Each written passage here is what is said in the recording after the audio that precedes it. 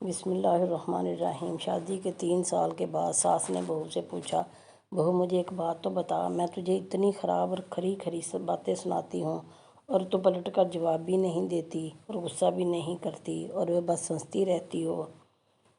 بہو کو تو جیسے سنانے کو کہانی مل گئی، کہنے لگی، اماں جی آپ کو ایک بات سناتی ہوں۔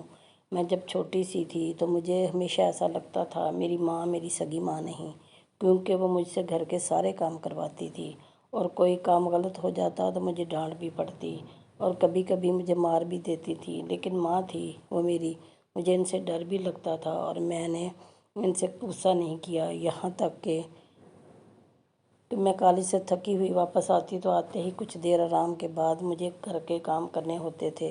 پھر جب میری بھابیاں آئیں تب تو جیسے میرے کام زیادہ ہی بڑھ گئے۔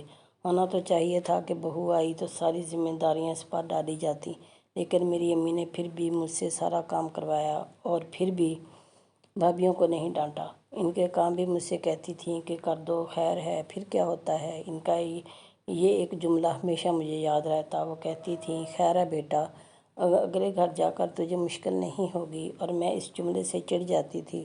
جب میری شادی تھی تو وہ 2 دن پہلے امی نے مجھ سے پیار سے اپنے پاس بٹھایا اور بولی، بیٹا آج تک میں سمجھ میں تیری ساس تھی، میں نے تجھے پریکٹس کروا دی ہے اور تجھے بتا دیا ہے کہ ساس کیسی ہوتی ہے۔ اب جب سے میری تیری ماں ہوں، اب تیری شادی ہو رہی ہے تو بیٹا جب تمہاری ساس تمہیں کچھ کہے تو سمجھنا جیسے میں کہتی تھی، ہمیشہ یاد رہتا ہے۔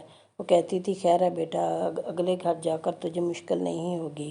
بس یہی بات تھی کہ مجھے آپ کی باتیں بری نہیں لگتی کہ میری امی نے مجھے پریکٹس کروا کے بھیجا ہے۔ اور اماں جی آپ نے تو کبھی اتنا ڈانٹا ہی نہیں جتنا امی ڈانٹتی تھی۔ بہو یہ کہہ کر ہنستی ہوئی کچن میں چلی گئی اور ساس سوچتی رہی کہ کیا واقعی بیٹیوں کی تربیت ایسی کرنی چاہیے؟ رب تمام بیٹیوں کے نصیب اچھے کرے۔